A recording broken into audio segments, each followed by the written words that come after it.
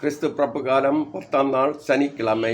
முதல் வாசகம் திருத்தூதர் யோவான் எழுதிய முதல் திருமுகத்திலிருந்து வாசகம். 2ஆம் அதிகாரம் 29 மற்றும் 3ஆம் அதிகாரம் 6 வரை உள்ள இறை வார்த்தைகள். அன்புக்குரியவர்களே, இறைவன் நேர்மையாளர் என நீங்கள் அறிந்து கொண்டால் நேர்மையாக செயல்படுவோர் அனைவரும் அவரிடமிருந்து பிறந்தவர்கள் என்பதை புரிந்து கொள்வீர்கள். நம் தந்தை நம்மிடம் எத்துணை அன்பு கொண்டுள்ளார் என்று பாருங்கள். நாம் கடவுளின் மகன் என அழைக்கப்படுகிறோம்.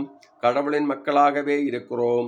உலகம் அவரை அறிந்து கொள்ளாததால் தான் நம்மையும் அறிந்து கொள்ளவில்லை. என் அன்பார்ந்தவர்களே, இப்போது நாம் கடவுளின் பிள்ளைகளாயிருக்கிறோம். இனி எத்துணையராயிருப்போம் என்பது இன்னும் வெளிப்படவில்லை.